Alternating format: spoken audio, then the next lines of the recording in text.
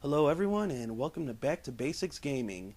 Before we get back to the basics here, let's go over a quick recap of the movie Terminator 2 Judgment Day. As the name implies, this is a sequel to the hit movie The Terminator, and it's one of my personal favorite movies of all time.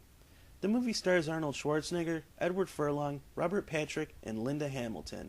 Schwarzenegger is now the good guy in this flick as he is reprogrammed in the future by the Resistance and sent back in time to protect Sarah Connor's son, John, played by Furlong. This time around, things get interesting, because we get a new type of antagonist for Arnold, and at first glance, nobody would see this guy as a threat to Arnold. However, his unique powers and intimidating ice-cold stare really seem to showcase the fact that he is indeed a true threat. With the ability to shapeshift, liquefy, and solidify his body, this new threat, known as the T-1000, played by Patrick, is our new bad guy, here to take Arnold down. This movie was way better than the first. Bigger budget, bigger characters, more action, and more story. It still has the same premise as the original, but it's done on a much grander scale. With everything done much better in the movie, we can only hope and pray the same for the games as well. I will be reviewing a few T2 games along with the crossover game RoboCop vs. Terminator. So, here we are, once again to see if we should acknowledge and preserve these games for the future, or if we should put them up for termination. Let's start with Terminator 2 Judgment Day for the Sega Master System. The game starts us off at a truck stop where, for whatever reason, we're being assaulted by the stage's only 3 goons it has to offer, excluding the boss, whom we will get to. The first thing I notice is that the music isn't really that good.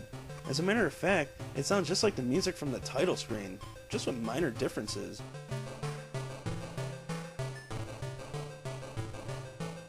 Speaking of sounds, the sound effects in this game aren't so hot either. When you hit somebody, it's barely audible and has a light, weird brushing sound to it. The music seems to also be loud on purpose, perhaps to drown this factor out. The gun sounds pathetic too, just some soft sound that would make you think there's a silencer on the fucking thing. The enemy roster for this stage consists of guy driving on a motorcycle that's impossible to kill, guy that looks like he's wearing clothes from a newbie MapleStory character, and long-haired guy with what I'm guessing is a pool stick. I only guess this because in the movie a guy hits Arnold with a pool stick. Okay, now, let's get something perfectly straight here. Arnold's goal in the movie is to find, protect, and ensure the survival of John Connor. But in here, the game forces you to wipe everybody out that's on the screen with the exception of the motorcycle guys, because like I said earlier, they're just impossible to kill. So, once you beat down everybody in this area, then you're allowed to leave. This is not something that Arnold should have to do. All it is a weak attempt to make a short stage longer and mask the laziness of the game developers. Once you finish the truck stop area, you'll go into the bar and bust more of the same heads with the exception of the boss. A giant lurching dude wearing all denim trying to kick the shit out of you. This guy makes Arnold look like a dwarf. Well, I tried a few methods to take this guy down, but he kept dropping me. Cool thing I will say about this game, multiple lives, and they let you pick up from right where you die. Also, the game is very generous with 1-ups. Arnold is also a Terminator, and even though these assholes can damage you with their bare hands or feet, he is very durable as well. I also understand that you can't just have some dude invulnerable to everything in the game except the T-1000.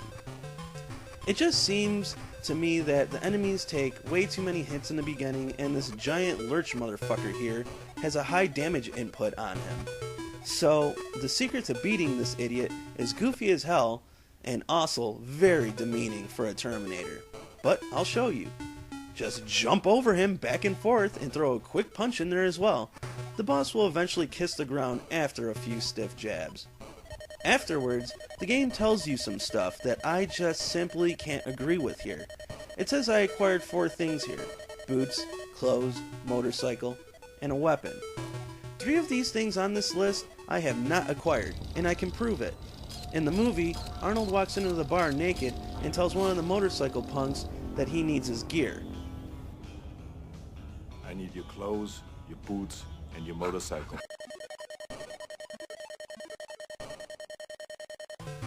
Let's see here. first boots and clothes were not acquired here. I clearly started the game with them already. Now yes, I am aware that I just can't be a naked Arnold sprite punching the shit out of enemies for 10 minutes. I get that. But don't mention here that I'm actually getting something when I clearly already had the shit to begin with. And no, the Arnold sprite appearance is no different from the beginning of the game after you acquire these boots and clothes. Now, what about the motorcycle? Some of you may remember there's a dreadful motorcycle level after this stage on the NES. Yeah? Well, guess what? This isn't the NES. This is the SMS. And they, for whatever reason, excluded the motorcycle stage. And no, I'm not going to bitch about that. Fuck that level. However, this technically proves that you did not get a motorcycle either. The only thing you get is the weapon, because in the next stage, you clearly have one. Sorry, but I just wanted to get it off my chest as to how wrong this statement is. So, moving forward, I guess John must have been enjoying a drink in the back room as well, because Arnold just starts talking to him in a scene directly after you deck the Denim Man. There's not only no motorcycle stage, but also no stage that leads up to finding John. He just kind of appears on the screen. Speaking of screen appearances, in this cartoony picture of John, makes him look like he just shat himself after witnessing a donkey show or something. Strangely enough, Arnold's picture looks very realistic, and you can tell that it's him, but he seems to be missing something. What could that be?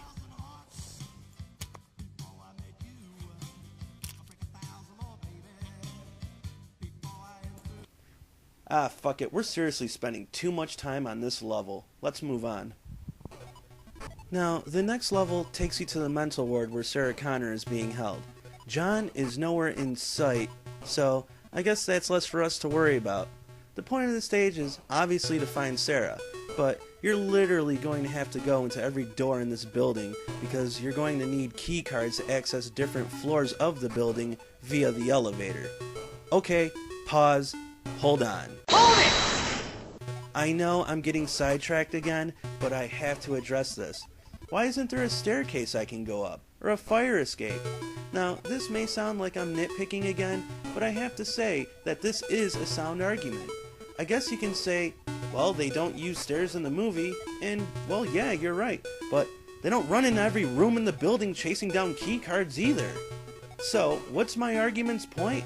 Well, again, just bringing up the point that the developers were clearly just trying to make this stage as long as possible in the cheapest way possible. It just seems lazy and redundant. And you know what? It is. Anyways, let's go and check out the enemy roster for this stage. We have armed security, orderlies, and the T-1000. Like I was saying, all this is just running from room to room for the key card. Every now and again, you'll find health, ammo, and even 1-ups, so I guess it's not a total waste, but if you didn't have to run into all these damn rooms in the first place, you wouldn't need the extra health, ammo, or 1-ups. But I guess it's nice to at least be accommodated with the necessary items to get you through this area. Try not to take out too many enemies here, it's just a waste of time, seeing as how they all respawn over and over again. And wasting bullets on the T-1000, I wouldn't recommend either. Just run past them all. The game doesn't have any touch damage, thankfully enough, so you can just jet past these guys since Arnold is a pretty quick dude.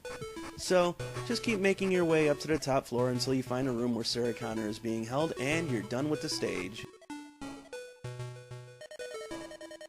Now, the next stage will take you to Cyberdyne, where you will need to destroy the building. I was expecting a level that would have many doors like the last level and just have you shoot certain objects in the room or something. Well, I was about halfway right. This level also has many doors, and you have to go through almost all of them to find these little drum things because I guess these are the bombs needed to blow up Cyberdyne.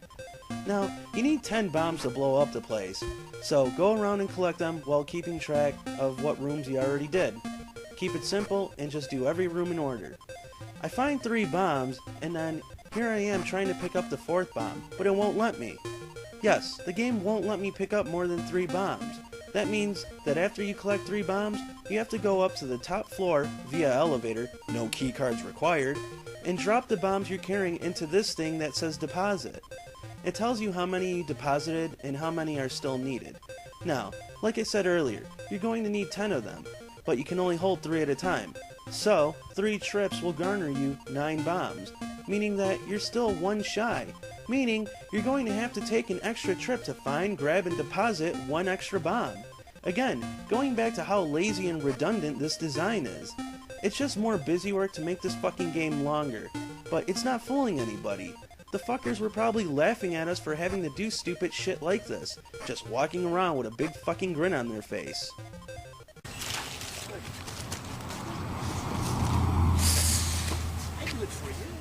While you're running around playing errand boy with these bombs, the enemy roster for this level includes turret guns, armed security, and armed thugs?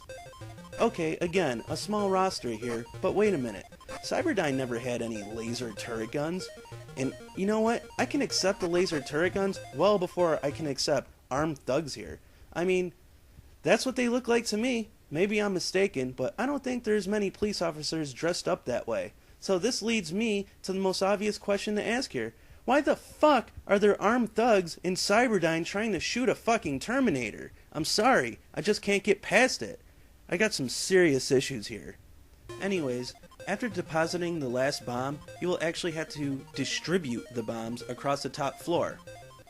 So, not only did we have to bring the bombs to what I thought was already the designated spot, but now we have to take them out and plant them across the top floor? Not exactly how I would plant explosives to bring a building down, but fine. Also, the game starts a timer once you take out the first couple of bombs. Wait a minute, you can only carry 2 at a time? Just a few minutes ago we were able to carry 3 bombs, but now they make it 2? What's the sense in that? And to top it off, the timer isn't exactly generous. I almost made it out within the timer, but died near the end. Luckily, as I stated earlier, the game will let you restart from where you died. I would have made it if these fucking arrows were more accurate. Sometimes they just straight up lie to you. It'll say, go through this door, but instead you'll need to go into the opposite direction. Anyways, once you successfully plant all the bombs and hightail it to the elevator, the explosions will trigger and you're well on your way to beating the game. Now for this stage, I can't really say much about it because, well, there isn't really much to say. There's a bit of platforming to be done here, but I got a really good knack for it, so I didn't have much trouble getting through this stage. It's just platforming from one side of the screen, get up a bit higher, and then platforming to the opposite side of the screen, with a few hazards here and there along the way. Certain slip-ups and trips will either get you killed or drop you down to a lower area of the stage.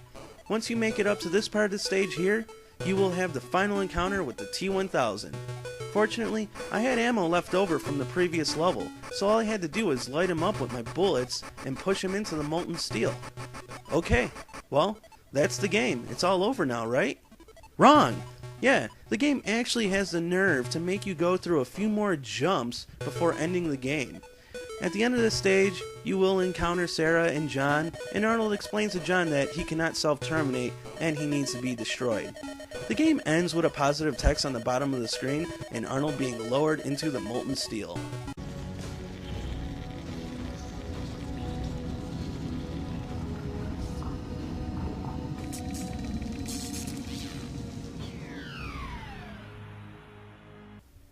Well, with the SMS version of Terminator left in the past, let's up the ante and check out T2 Judgment Day on the SNES. The game opens up with Arnold at the bar, beating up motorcycle thugs. He has a very stiff-looking jab or knee or something that looks very odd, and he also has a punch that looks a lot more normal. Maybe it's just me, but this sprite doesn't remind me of Arnold. It reminds me more of Hank Hill dressed up like a biker. We have numerous objectives to handle here. We must find a shotgun, a pistol, John Connor's residency, and these future object things. The future objects have nothing to do with the movie and is probably just another weak attempt by the developers to give you busy work and make the game seem longer than it really is. When Arnold performs certain actions or finds and obtains items, red text will crawl across the screen. I guess they were trying to capture how the Terminator sees the world. And this would make sense in this game, but we aren't seeing the world through the Terminator's eyes. We are seeing it unfold through a third-person perspective, so all this red text on the screen is senseless. I will admit that the Terminator can take one hell of a beating from all these bikers, and if they manage to get your health down to 0%, the Terminator will initiate his emergency backup power and give you some extra health. Even though this may seem generous, it's still kind of pointless considering these bikers just keep coming at you since they all respawn. In the movie, they eventually stop attacking the Terminator because they see he is well beyond them. But in here, they just keep coming, despite the fact that they see their friends getting their asses beaten relentlessly. Now, let's take a quick look at the enemy roster here. We have knife throwing guy, shotgun guy, pistol guy, a waitress minding her own business and not taking cover, and motorcycle guy. There is no end level boss and all these enemies go down with ease, but the respawn on them is annoying. Also, Arnold moves like he's in slow motion, as he's always walking. I pressed all the buttons in certain combinations but just couldn't get him to run. He also has this weak, pathetic jump that probably shouldn't even exist in this game considering there really is no platforming here. And this jump is barely even used. He looks so lifeless in this animation. How could this pass as acceptable to the developers? Well, getting back on track here, once you collect everything you need, you may then proceed to the next area. Now, the game goes to this top-down perspective where you're on the motorcycle, and it kind of reminds me of the original GTA titles. But at least in those games, the vehicles were drivable. The controls are so stiff, and you take damage so easy. Oh, and just to turn into a different intersection is so hard and confusing. I can't explain it too well since it's a control issue, but just take my word for it. This driving stage is a fucking mess. The point is to follow the blinking arrows found on top of the screen. I found this system actually quite efficient. I was able to make it to John's house in just a minute or two. Thank goodness that stage is behind us. So let's see. The next stage is John's house? Can they deviate any more from the movie? Sure, I mean, I understand that if they followed the movie's formula, there would only be like 3 main acts. But I think they're really scraping the bottom of the barrel with this one. Going back to the first Terminator games, they decided to throw in some future levels leading up to the point of going back into the time displacement chamber. But here, they just start you off beating up bikers. If they were that worried about making enough content for the game, maybe they should have focused on the open world of the Terminator universe and less on collecting future objects that you have to teabag in order to pick up. Why would I have to teabag this item anyways? I mean, it's required for me to pass into the next stage, so why wouldn't I want it? Why not just have him pick it up as he walks past it? Okay. Whoa. I'm getting way sidetracked here. Let's just get this level over with. So, the level starts out in John's yard, and Todd and Janelle are not present in the stage. Maybe they went grocery shopping, I don't know. And you have to find a photograph of John.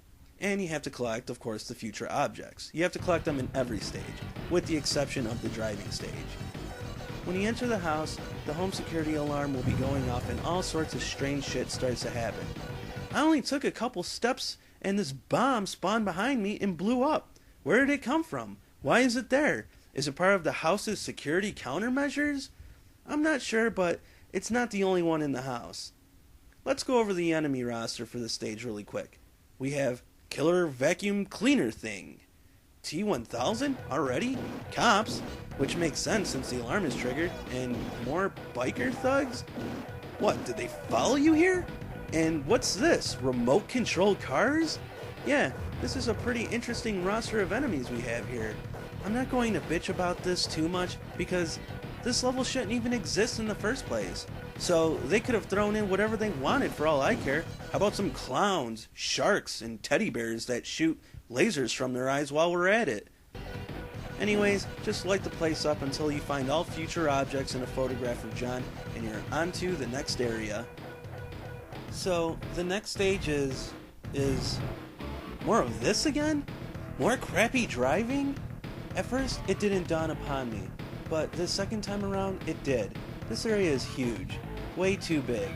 This isn't a stage. It's a hub area to go from one place to another, meaning we need to visit this place after every level just to get to the next. How horrible is that? And I swear, it may seem like I'm focusing too much on the driving controls here, but they really are busted bad. So bad to the point that I don't even want to play this anymore. but I'm gonna put my game face on and get through this shit hub area into the next stage. Now we made our way to the mall, and yep, we need more future objects and we need to find John as well. My advice is, go for the future objects first because all hell is going to break loose once you go to retrieve John. Security will not move on you until you either attack them or you move in to get John. The mall's a pretty decent sized level, and all of it is pretty much just there to house and hide future objects, so feel free to go play fetch throughout this level before grabbing John. Also, nobody seems to mind Arnold walking around with his gun drawn pointing in their direction either. Not even security. Just when we thought this game couldn't get even more ridiculous. Oh, and make sure you have a quick visit to the store before you complete this level. Why, you may ask? Well, so you can witness firsthand how uncreative the developers are, and how they couldn't care any less even putting up this store name to further slap us in the face. Seriously, it's pretty much 100% clear now that they are aware of their underachieving ways, so much to the point that they put a store in the mall just simply called The Store. Not much more proof needed than this, that nobody gave a shit when creating this game. Chill out, dickwad. Anyways, after you get your future objects, go into the arcade and get John. The T-1000 will be there to welcome you, so pump him full of lead quick. Cops and or security also move in on you as well, along with more fucking bikers? Seriously, don't these guys have anything better to do? When you have John with you, you're going to have to press start to pause and have him follow you with the command shown here. I didn't figure this out until I had to take a piss and had to pause the game. Once you get him to follow you, just make your way to the beginning of the stage and you're clear to do another shitty driving segment which will lead you to go and save Sarah. We need to find future objects. Oh, and Sarah as well. Finding Sarah is easy, but running around finding these future objects is a pain in the ass. Orderlies and armed security will be on your ass the entire stage, so you gotta move fast. Oh, wait, you can't move fast, because Arnold moves about as fast as a snail in Siberia in this fucking game. Well, I guess it's down to trial and error. Just investigate all the areas in order until you find everything you can. When you do manage to find Sarah, she will actually assist you in taking out the enemies. But even though she isn't completely useless, you're better off leaving her near the elevator to wait because if she or John dies, it's not necessarily a game over, but you will have to sacrifice a good chunk of your health to resuscitate them. So, once you find her, just have her and John wait near the elevators, the T-1000 will not close in on them by the way, and proceed to find the rest of the future objects. You will only fight orderlies, armed security, and have to light up the T-1000 every now and again. I'm surprised there aren't any fucking bikers here. Also, the T-1000 looks like he's dancing when you're shooting him. It's hard to see him as a threat after you witness this animation. Anywho, once all the future objects are in your possession, regroup with your team and exit the level the way you came in. Once back in the hub area, I quickly realized this is as far as my mission would allow me to go. I know, I keep dwelling on the driving, but it was even worse here in this level because now you have cops that just keep slamming into you and hitting you and blowing you up over and over again. They never stop coming either. You only get one life in this game, and this car takes way too much damage way too fast. Pair this with the horrible driving controls and it's a recipe for disaster. I gave up here, and let me tell you, this part here made me so pissed off I just felt like screaming at the top of my lungs until my face turned blue. Why do you cry? Okie dokie. Well, I got one more T2 game here to show you, and then it's on to our final game. First up, we have T2 the arcade game on SNES. Now, I can't really compare this to an actual arcade cabinet because I never played it before, but I'm sure it has to be better than this game. This game is just an arcade-style shooter where the screen just slowly inches to the right. Sometimes it'll stay on one part of the screen, but then you're just required to destroy a god-awful amount of enemies. The game doesn't have a problem giving you extra missiles and machine gun ammo, but that's pretty much the only high point the game has to offer. It just looks depressing too, but I guess a world ravaged by nukes and taken over by machines isn't supposed to look happy. The graphics aren't really much to behold, and the sound effects are just whatever. Don't expect much from an arcade-style shooter, because all it has to offer is shoot, stop, shoot more, stop, restock ammo, fight boss, rinse and repeat. I honestly wish I could say more about this game, but all I managed to do was barely make it to the second level, and then I ran out of credits. In the game, you're a Terminator. Your mission is to pretty much eradicate everything on screen without killing any of the resistance, or getting yourself killed. You'll fight HKs, endless amounts of Terminators, some that also come in gold color for whatever reason, and a stage boss. You have weapon power-ups and even missiles that you get from these little locker things here, and they seem to be infinite, I guess to maybe accommodate you when you have to fight what seems like countless waves of enemies. I finally make it to the boss for the stage and start unloading on it, and manage to destroy some of it, but then it just starts blasting an array of missiles at me, so I just start shooting the source of the missiles. But this thing doesn't show any indication of being hurt, so I try other areas on it, but still nothing to indicate that I am inputting any damage. After like 5 minutes of just shooting this thing, I shit you not, 5 minutes, all over, down to my last life, it finally decides to start blowing up. Thank goodness, because I was starting to think that I was doing something wrong. Maybe it would have been better with the second player to join in, but nobody wants to play this game with me, and I can't blame them. I get to the next level, but only manage to stay alive for a couple minutes until I lose my last life, and the game sends me back to the title screen.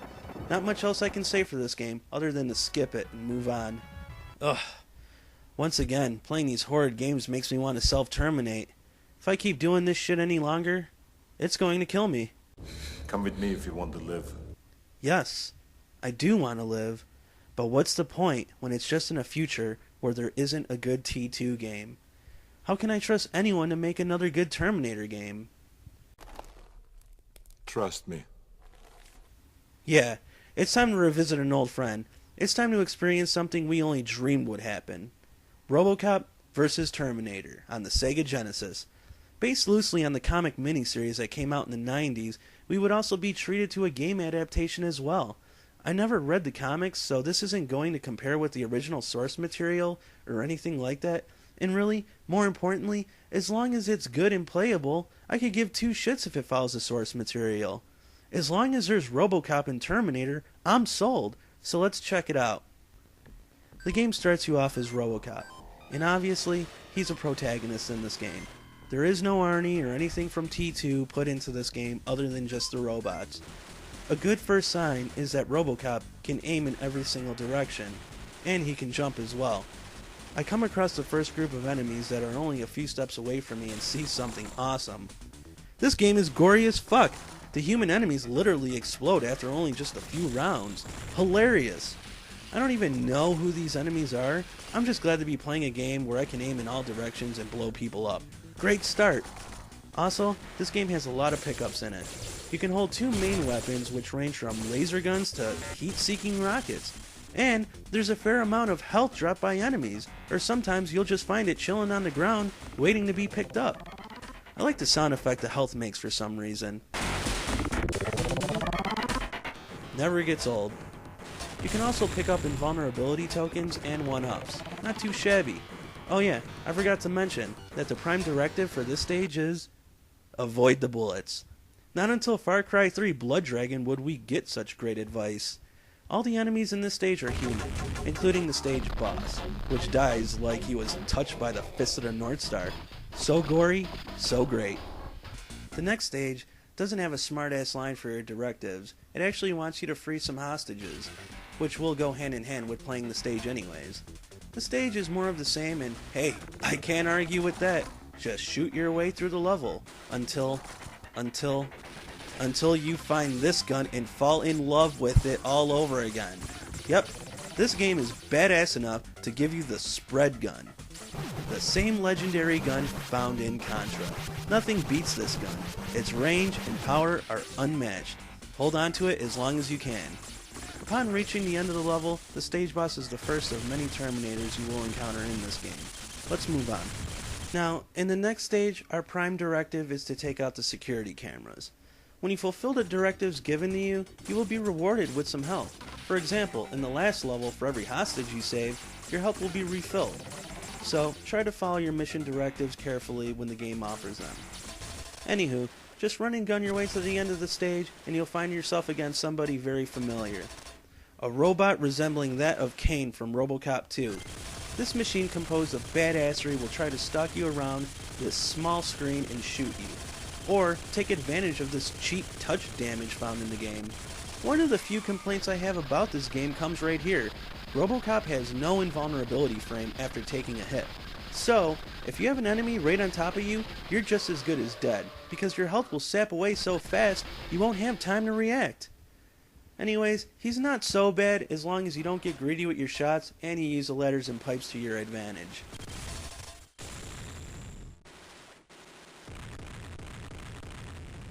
Well, I just wanted to show you a few stages of the game because honestly, it's a game you should just play for yourself.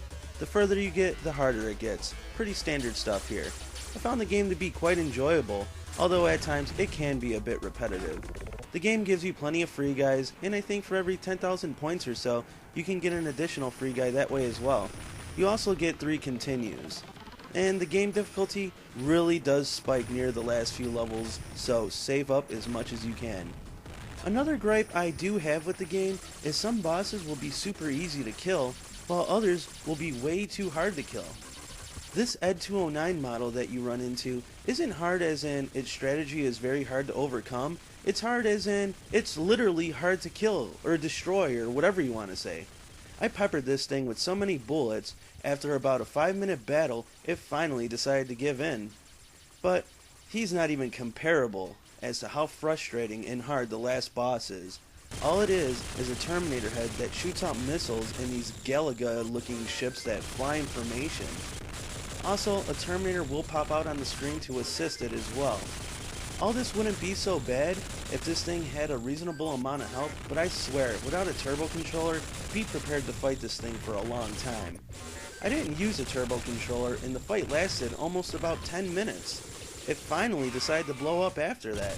I even had to exploit the game and just shoot the normal enemies coming from its mouth over and over just to build up my score so I could get some extra lives so I could survive its final brutal wave of attacks. There is no boss in this game that even comes close to the difficulty of this thing. So, unless you want sore, sweaty fingers and a headache, then make sure you employ a turbo controller. Other than a few gripes here and there, this game was actually pretty enjoyable. So, there you have it. T2 games and RoboCop vs. Terminator. I am aware that there are other T2 games out there, but I just wanted to review a handful. And even though they were disappointing, I still did manage to get a good game covered in the process of this review. RoboCop vs. Terminator isn't a perfect game, but it has a generous amount of stages, weapons, and enemy types to make it a damn good game. If you never played it, or were always curious about it, I assure you that it won't disappoint any fans of this genre of gaming. I never came across another good Terminator game until a few years back when I played T3 The Redemption. Kind of a fitting name, considering all the crappy Terminator games that came out before it. The game has tons of action, mostly focusing on driving, shooting, and hitting quick-time events. The game to me is solid. I played it on the Nintendo GameCube, and still pick it up every once in a while till this very day. Though I wasn't a big fan of the T3 movie, The Redemption did the movie enough justice and was very enjoyable.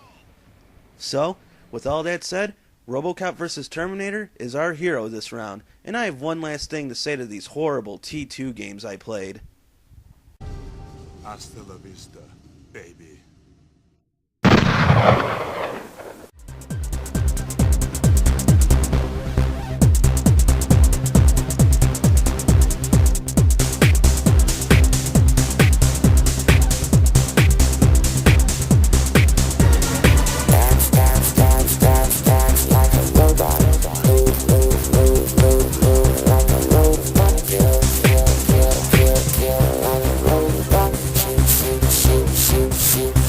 Robot.